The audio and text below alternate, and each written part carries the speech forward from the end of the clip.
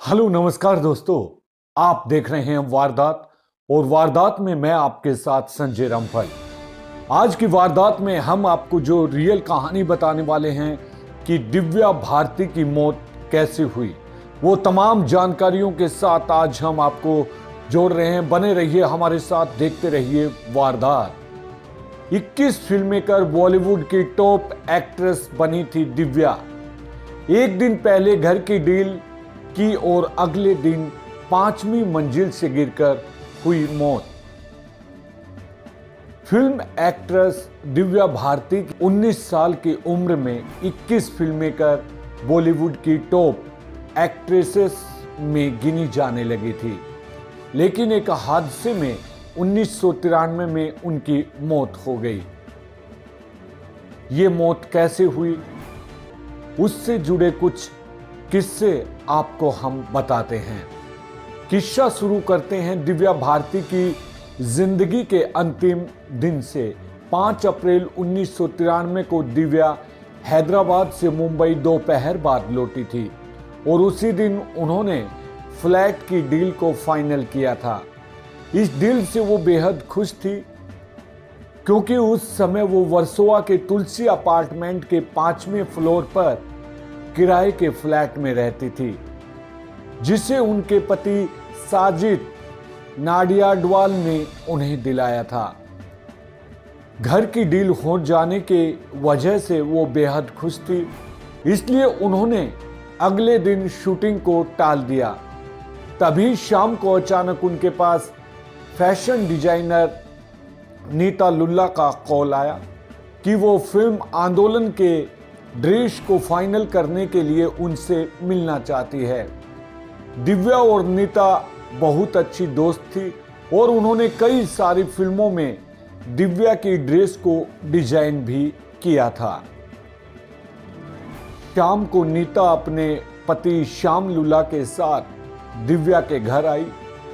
इसके बाद दिव्या, नीता और उनके पति श्याम ड्राइंग रूम में बैठकर ड्रेस को फाइनल करने लगे। वहीं किचन में नौकरानी अमृता, जो दिव्या को बचपन से ही जानती थी, वो मेहमानों के लिए खाने का इंतजाम कर रही थी। उधर ड्राइंग रूम में बैठे तीनों शराब पी रहे थे और देखते देखते रात के 11 बज गए।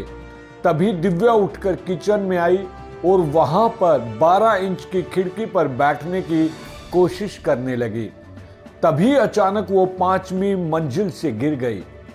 वो जैसे गिरी, उनकी नौकरानी तेज तेज चिल्लाने लगी। तभी ड्राइंग रूम में बैठे नीता और श्याम भी भागकर नीचे गए। इसके बाद दिव्या को पास के कृपा हॉस्पिटल में ले जाया गया। अस्पताल में जाने के वक्त वो जिंदा थी, लेकिन वहां पहुंचने पर उन्हें मृत घोषित कर दिया गया। गौर करने वाली बात यह भी है कि उस खिड़की पर ग्रिल नहीं लगा था। उस खिड़की के नीचे पार्किंग लॉन था, जहां पर रोज गाड़ियां खड़ी रहती थी, लेकिन उस दिन एक भी गाड़ी नहीं खड़ी थी। पोस्टमार्टम रिपोर्ट का दावा मौत एक्सीडेंट थी।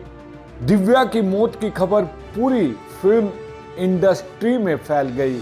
जहां कुछ लोग इसे सुसाइड बताने लगे, वहीं कुछ लोगों ने इसे मर्डर बताया। निधन के पास इस मामले की पूरी जांच वर्सोवा पुलिस स्टेशन के अधिकारियों ने की। पोस्टमार्टम रिपोर्ट में दावा किया गया कि दिव्या की मौत महज एक एक्सीडेंट थी। उन्होंने बहुत ज्यादा शराब पी ली थी, जिस वजह से वो खुद को संभाल नहीं पाई और खिड़की से नीचे गिर गई। 7 अप्रैल 1993 को दिव्या का अंतिम संस्कार मुंबई में विले पार्ले में किया गया।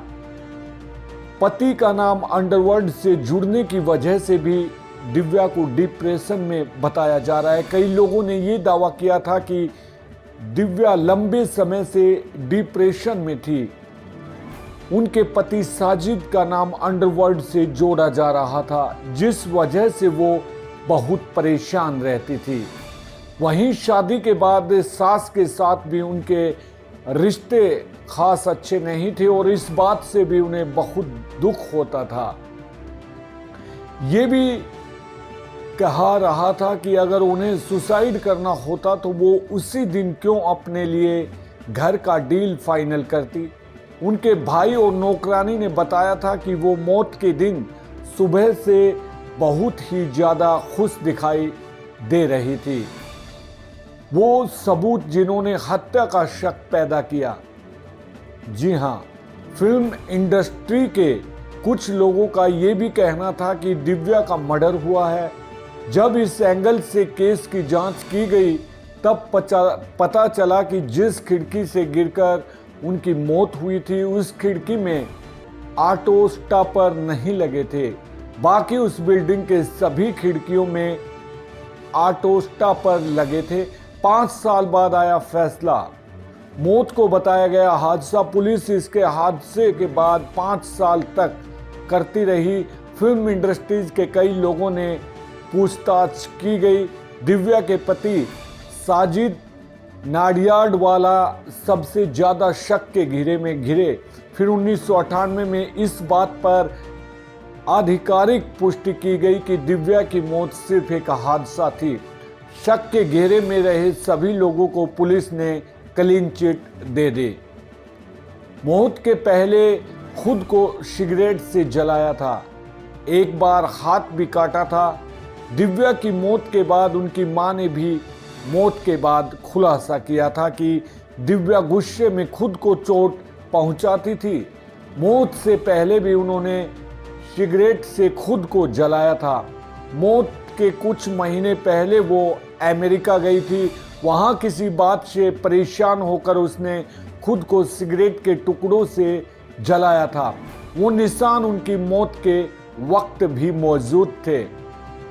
साथ ही फिल्म राधा का संगम के दौरान किसी बात से परेशान होकर उन्होंने अपनी कलाई काट ली थी। गुस्से में वो खुद को नुकसान पहुंचाती थी। दिव्या के निधन के बाद 1 महीने बाद नौकरानी की भी मौत हो गई।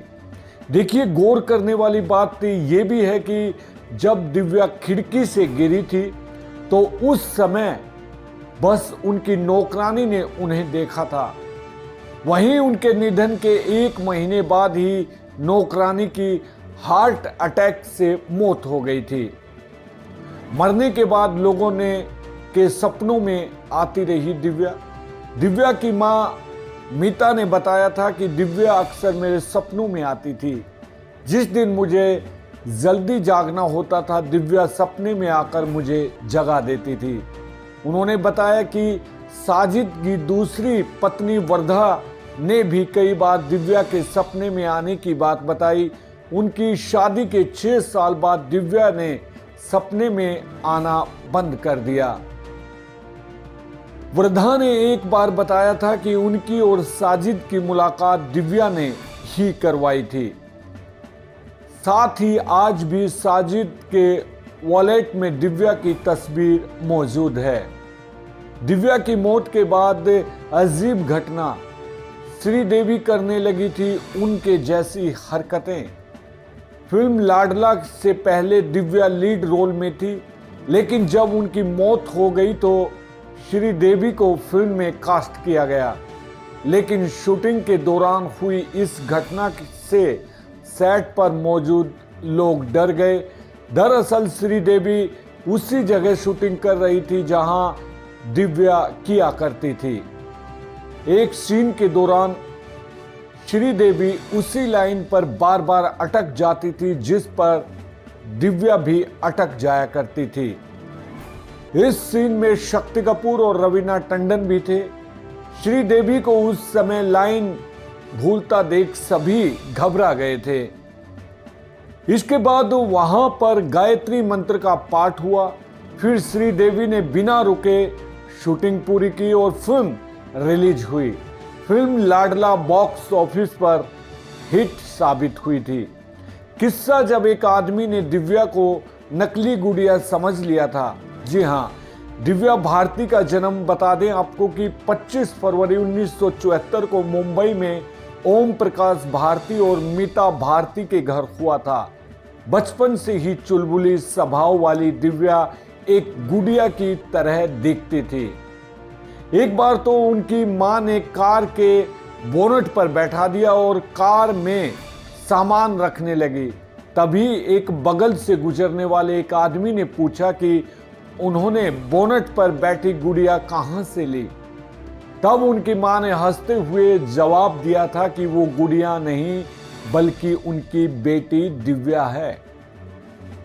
फिल्मों के ऑफर मिले लेकिन बाद में निकाल दिया गया। 1988 में जब दिव्या 14 साल की थी तो उन्हें फिल्म मेकर नंदू तोलानी ने फिल्म गुनाहों के देवता में ऑफर किया था। इस फिल्म से वो फिल्मों में एंट्री करने वाली थी, लेकिन बाद में उनकी जगह फिल्म में संगीता बिजलानी को कास्ट कर लिया था। इससे पहले भी उन्हें एक और फिल्म का ऑफर आया था, लेकिन उनके पिता ने मना कर दिया था। इसके बाद एक दिन वीडियो लाइब्रेरी में गोविंदा के भाई कृति कुमार की नजर दिव्या पर पड़ी।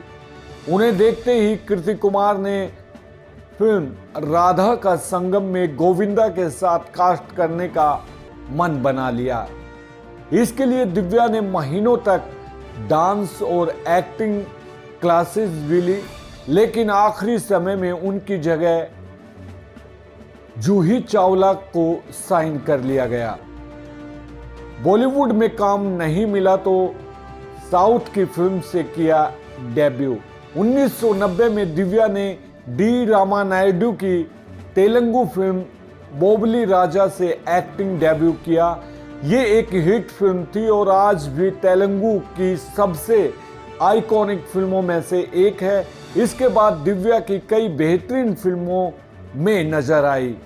तो दोस्तों, ये थी दिव्या भारती के बारे में जानकारी।